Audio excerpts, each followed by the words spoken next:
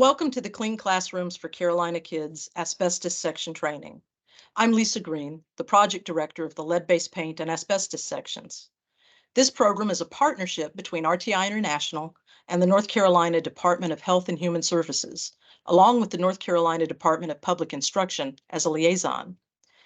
Together with my colleagues, including Kelly Hoffman, we will overview how to participate in the asbestos section of the program. The goal of our program is to identify and eliminate lead and asbestos hazards where North Carolina children learn and play. We partner with public schools, licensed child care centers, and family child care homes to identify hazards, share results, and help facilities take action to ensure healthy learning environments for children. In this training video, we show you how to participate in the program and meet state requirements to identify and address potential asbestos hazards at your facility. We will briefly cover background on asbestos and overview the section and steps in the process. We will then discuss how to complete the asbestos enrollment survey and what happens next, including RTI's review of your documentation, potential next steps such as an asbestos inspection or re-inspection, and possible recommended actions based on each facility's specific conditions. After this video ends, you can complete the asbestos enrollment survey. Now let's get into why we are focused on asbestos. First of all, what is asbestos and why is it found in some buildings? Asbestos is a general term referring to a group of naturally occurring silicate minerals that tend to separate into fibers and are resistant to heat and corrosion. Because of its physical properties, asbestos was commonly used for many years in a variety of building materials, such as ceiling tiles, fiber-reinforced cement, floor tiles, insulation, roofing, and even woven materials like fireproof curtains and gaskets. Buildings built prior to 1988 are more likely to contain asbestos hazards, but asbestos can also be found in post-1988 buildings. Facilities may have already safely removed asbestos-containing materials from their buildings, but some asbestos-containing materials may still be present. Why does it matter if asbestos is in some buildings? While asbestos has many useful properties for building materials, asbestos poses a concern for public health when asbestos-containing building materials are not safely managed. When asbestos-containing building materials are disturbed or damaged, tiny asbestos fibers can be released into the air. Airborne asbestos fibers may even settle in dust, which can be resuspended into the air when it is disturbed by routine activities in the building. When these fibers are breathed in, they can get trapped in the lungs and remain there for a long time. They can also migrate from the lungs to other spaces in the body.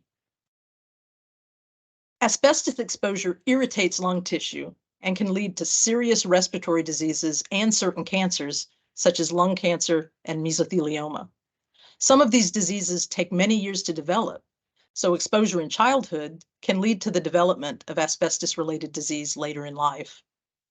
There is no safe level of asbestos exposure for any type of asbestos fiber.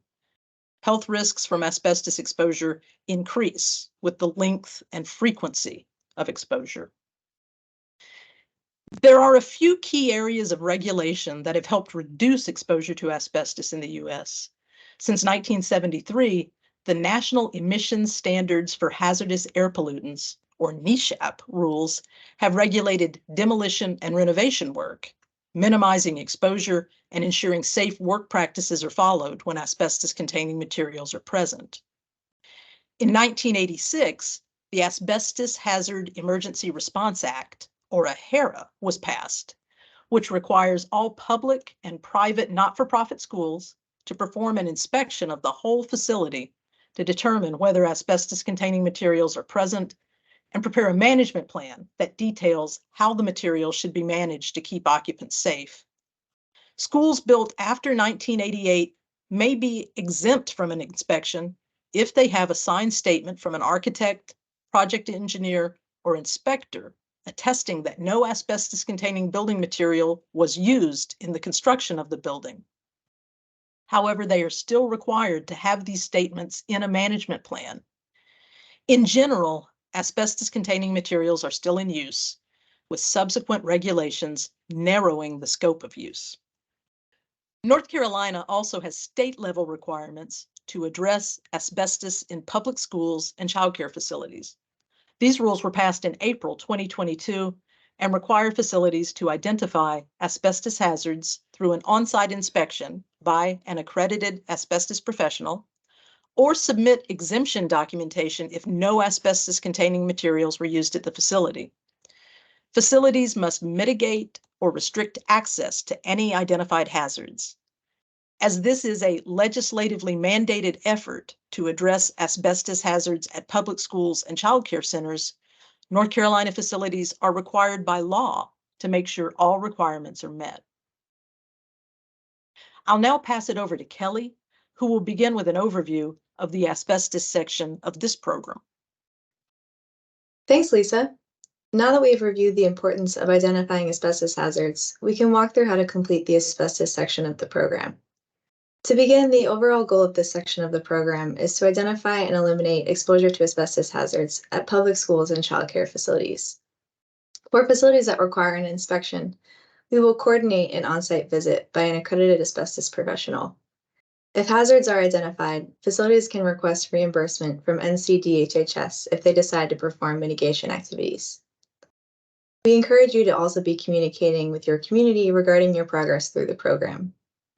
We will overview our communication toolkit later in this training that makes it easy to update staff, parents, caregivers, and students on the program. We're going to quickly overview the asbestos section steps, and then we will cover each one in more detail throughout this training. The first step was attending the pre-enrollment webinar to learn about the Clean Classrooms for Carolina Kids program. And this step is completed. Following this training video, the primary contact will be ready to complete the enrollment survey and upload necessary documents. Our team will review the enrollment survey responses to determine next steps for your facility. If we determine that an asbestos on-site visit is needed, our program will then assign an accredited asbestos professional for your facility. The accredited asbestos professional will schedule the visit with your facility and will then conduct their on-site visit, including sampling if needed.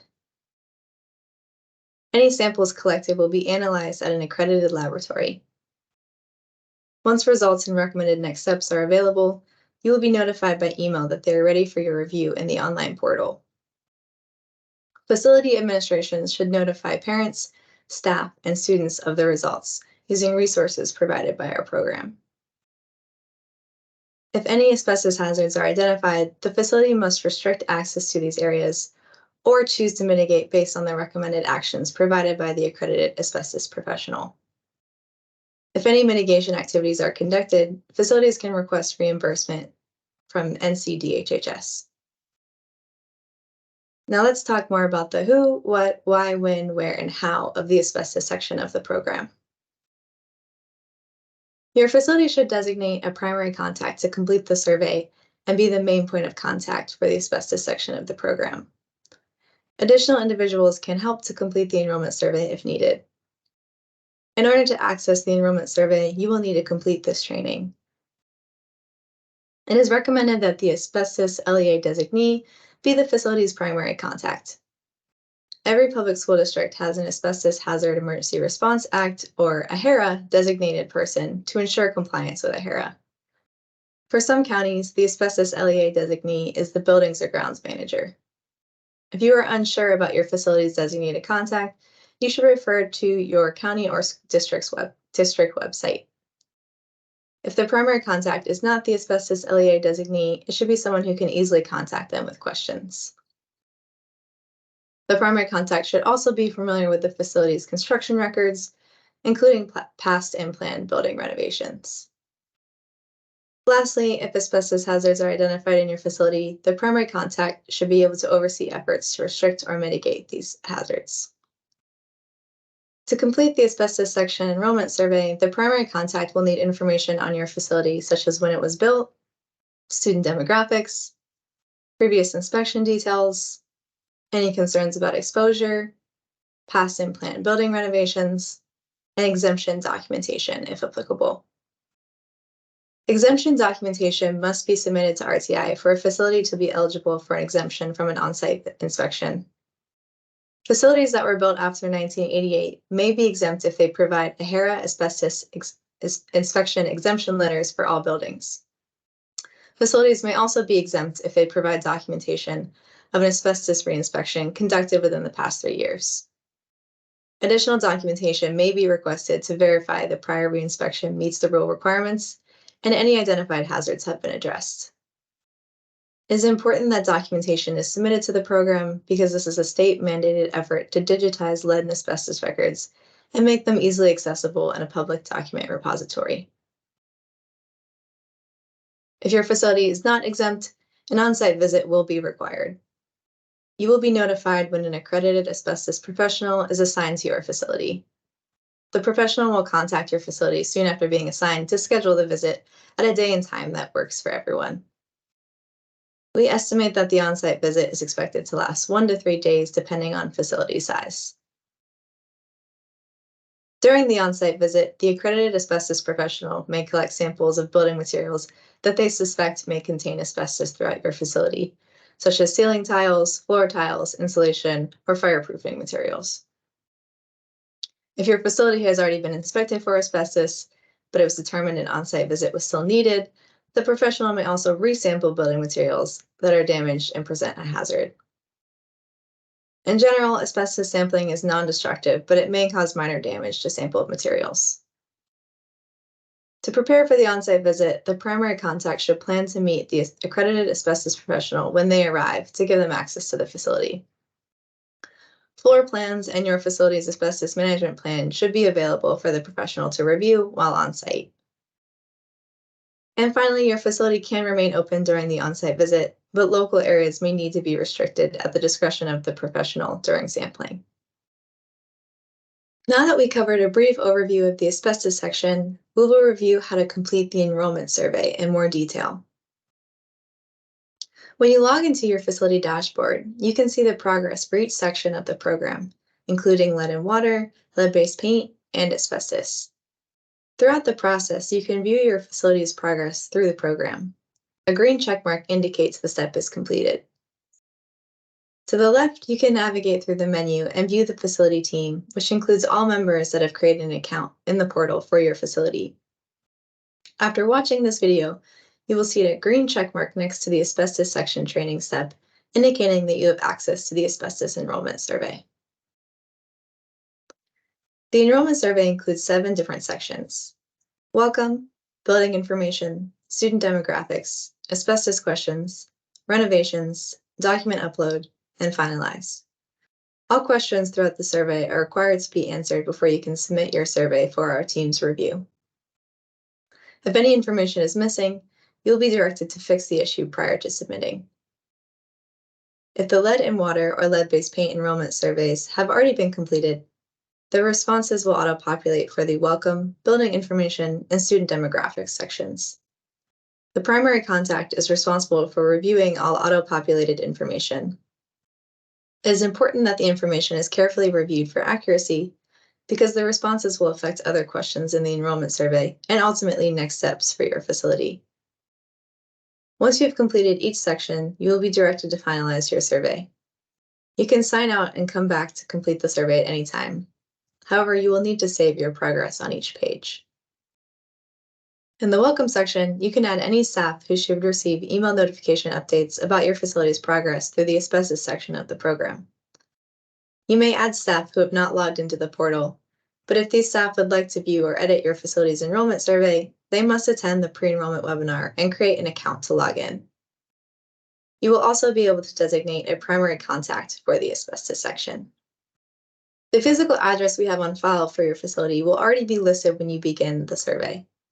You may add additional addresses or modify existing addresses and can indicate the address type, such as the physical or billing address. It is required that each facility list at least one physical address. After the welcome section, you will be directed to enter building information, including the school type, approximate size, age of building, and schedule of operations. In the question about building age, you will need to list out individual buildings and the year built. It is very important that you provide accurate information for the age of each building at your facility because the state rule allows for building age exemptions if the buildings were built after 1988. If you don't know the year built, you will be asked to enter a range. You will not qualify for the building age exemption if a range has been entered. In the student demographics section, you will be asked to fill out the number of students enrolled during the last year, the percent eligible for free and reduced lunch, and the race and ethnicity student percentage. After the student demographics section, you will begin the asbestos-related questions. We will first ask for the contact information of your asbestos LEA designee. If you are not the asbestos LEA designee, please contact them if you need help answering any questions in the enrollment survey. During the building information section, if you entered that all the buildings at your facility were built after 1988, you may qualify for the building age exemption.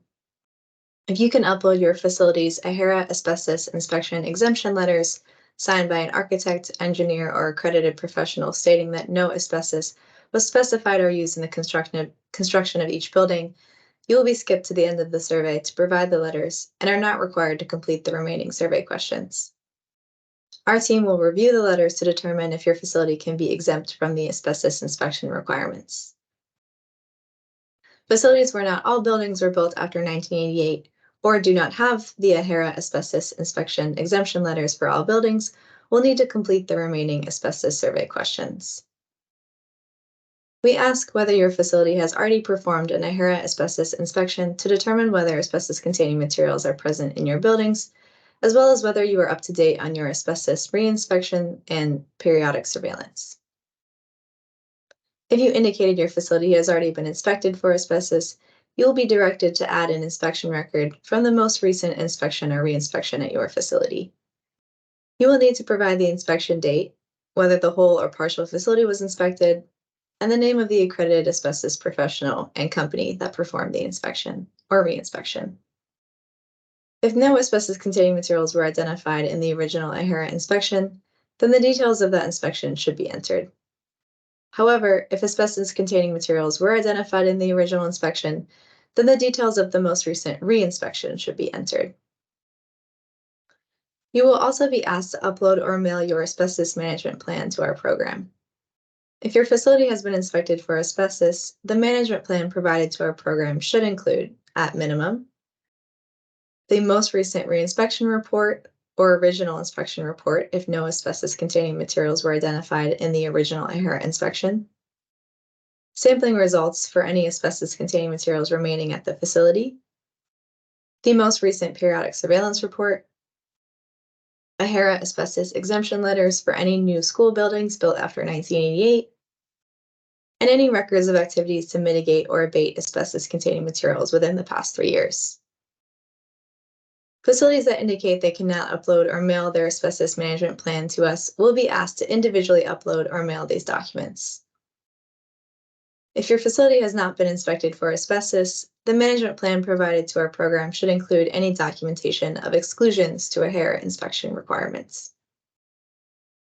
We will also ask if your facility already has plans to mitigate or abate any asbestos-containing materials within the next 3 years, and whether there are any areas in your facility where you are concerned about exposure to asbestos.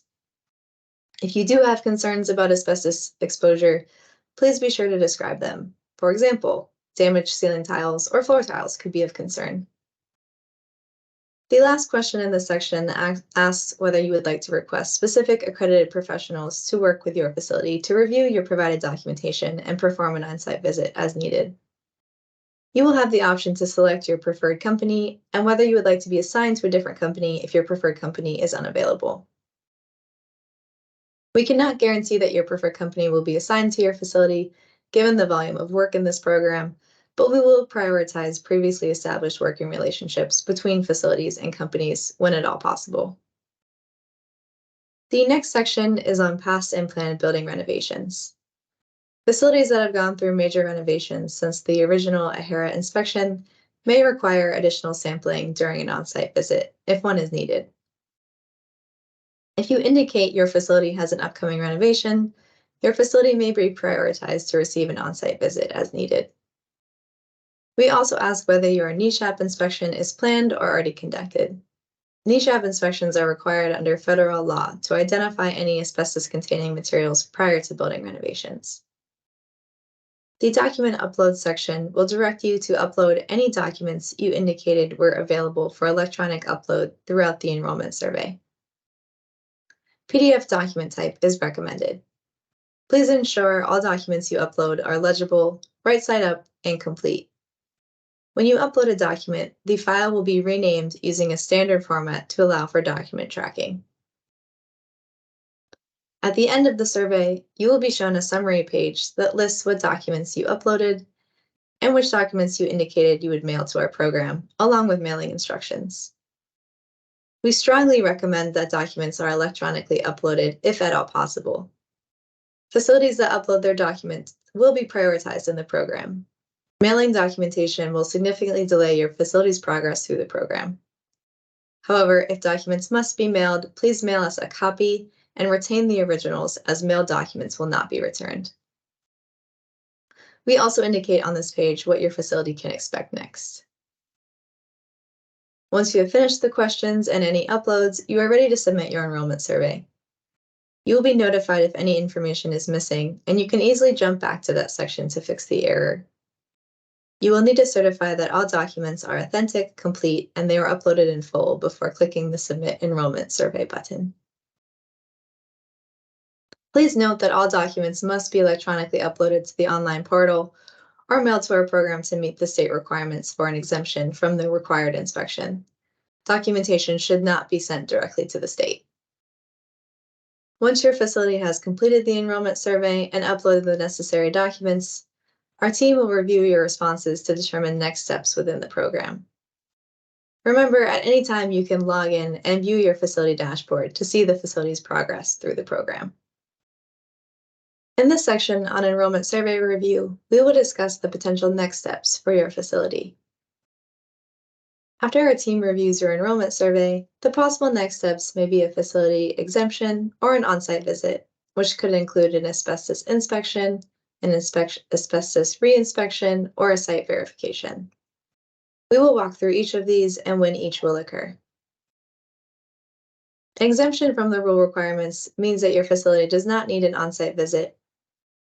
There is a building age exemption and a prior inspection exemption. Facilities that were built after 1988 may be exempt if they provide AHERA asbestos inspection exemption letters for all buildings.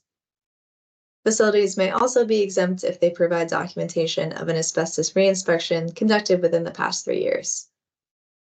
This re-inspection must meet all rule requirements and either have identified no asbestos hazards or any asbestos hazards that were identified must have been addressed.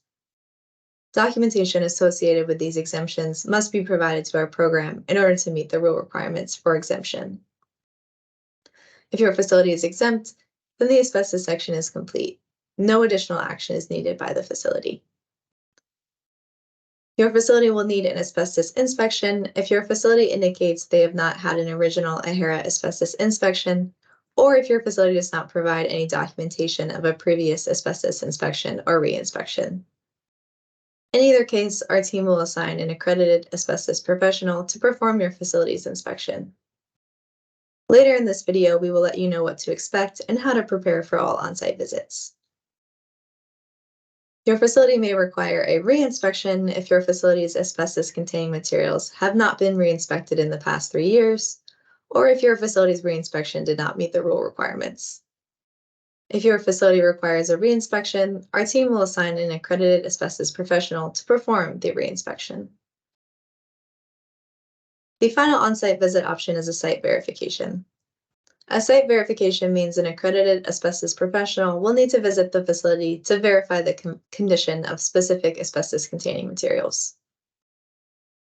Site verifications may be required if asbestos hazards were identified in the most recent re-inspection report and those hazards have not been addressed. Or it may be required if the facility has not conducted periodic surveillance within the past 6 months as required under AHERA, and therefore cannot attest that the asbestos-containing materials are in good condition and are not a hazard. As with an inspection and reinspection, our team will assign an accredited asbestos professional to perform your facility's site verification. Now that we have overviewed what potential next steps may be after our team reviews your facility's enrollment survey, we will move on to what happens if an accredited asbestos professional is assigned to your facility for an on-site visit. In this section, we will review what your facility can expect during an on-site visit and how you can prepare.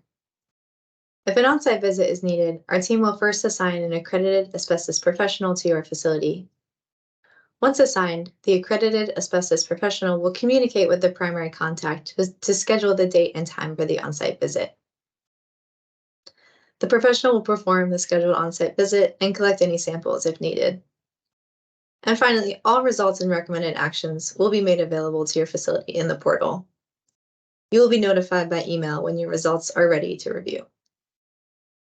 The primary contact has a key role when it comes to preparing for the on-site visit. They should be available to schedule the date and time of the asbestos inspection, re-inspection, or site verification when the accredited asbestos professional reaches out to your facility. The primary contact should also plan to meet the accredited asbestos professional when they arrive at the facility to grant them access to conduct the on-site visit. Lastly, the primary contact should have your facility's floor plans and asbestos management plan available for the accredited asbestos professional to review during the visit. On-site visits can occur during normal hours, after hours, on weekends, or during breaks. Facilities can remain open during the on-site visit. However, local areas may need to be closed at the discretion of the accredited asbestos professional. On-site visits are estimated to take between 1 to 3 days, depending on the size of the facility. During the on-site visit, samples may be collected and submitted to an accredited RTI-designated laboratory for analysis. Once the laboratory analysis is complete, the accredited asbestos professional will write a results report and provide recommended response actions. The facility will then be notified by email to log into the portal and review the results and recommended next steps. This final section will cover results and recommended actions for your facility. If no asbestos hazards are identified by the accredited asbestos professional during the on-site visit, no additional action is required by the facility. As defined by the rule, an asbestos hazard is any asbestos-containing material or material that contains greater than 1% asbestos that is damaged and may result in exposure to asbestos. Properly managed asbestos-containing material in good condition is not considered a hazard under this program. There is no requirement to restrict access to or mitigate asbestos-containing materials in good condition. However, if asbestos hazards are identified, the asbestos professional will recommend different response actions depending on the condition and type of the asbestos-containing material. Recommended response actions may include mitigation activities, such as repairing, encapsulating, enclosing, or removing the damaged materials. The facility is required to restrict access to the hazard until it is mitigated.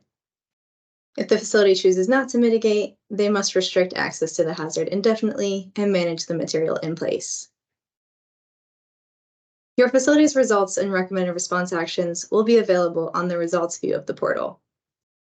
You will be able to easily view any asbestos hazards identified at your facility, as well as the full report and sample results. Additional videos and resources will be available to help you understand your results and recommended response actions, and to pursue mitigation activities if needed. Your facility's results will also be posted to our facility data mapper, which is designed for facilities and the communities they serve to view the results. The facility data mapper provides a way for the facility to easily communicate the results of the program to staff, parents, caregivers, and students, whether the facility received an exemption from the asbestos inspection or if any asbestos hazards were identified, and any mitigation activities that were performed. The results and reports will be automatically posted to the facility data mapper 5 business days after the results are shared with your facility. You can use this time to restrict access to any identified hazards, create communication materials to keep your community informed, and make a plan for mitigation actions as needed.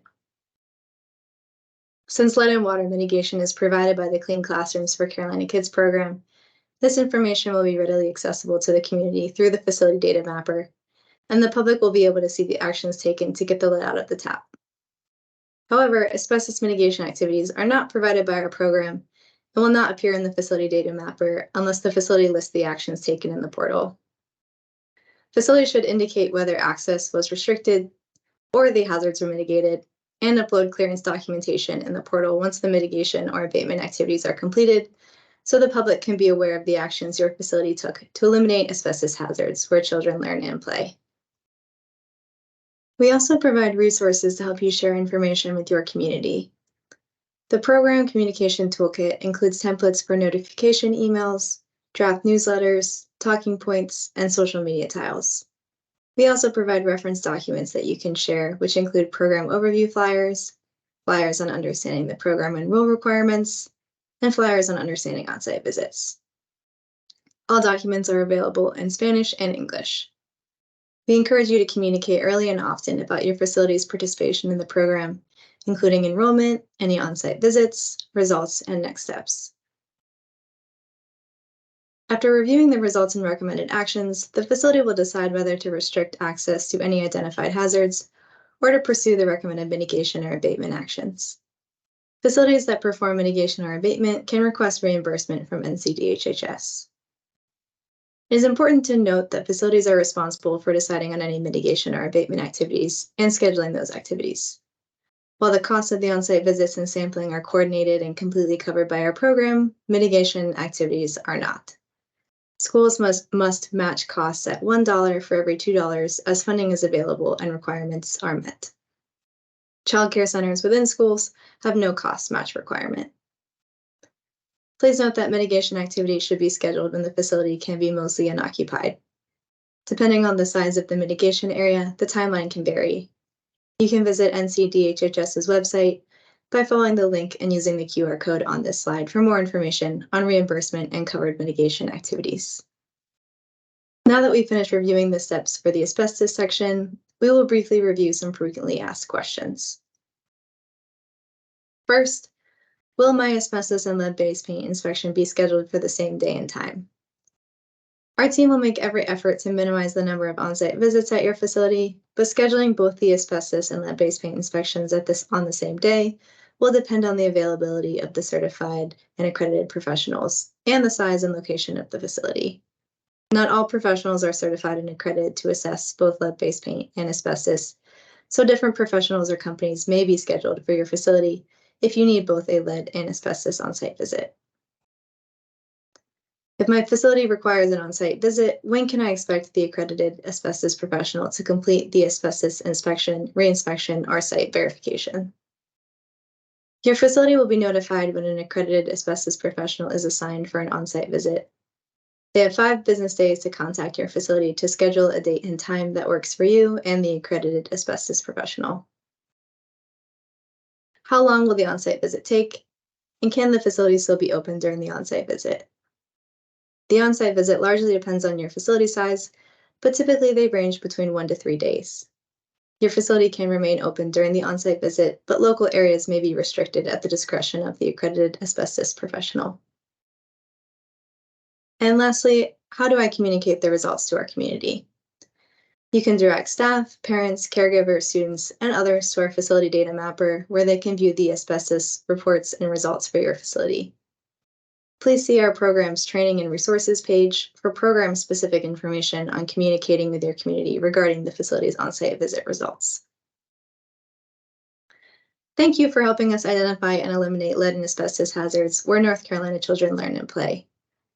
You may now continue to the asbestos enrollment survey to complete the questions and upload any applicable documentation. If you have questions at any time, please contact our team using the QR code or website link on the slide. You can also call or text us at 1-855-997-2864 or visit our FAQs page. The Clean Classrooms for Carolina Kids team is here to help you throughout this entire program. Thank you.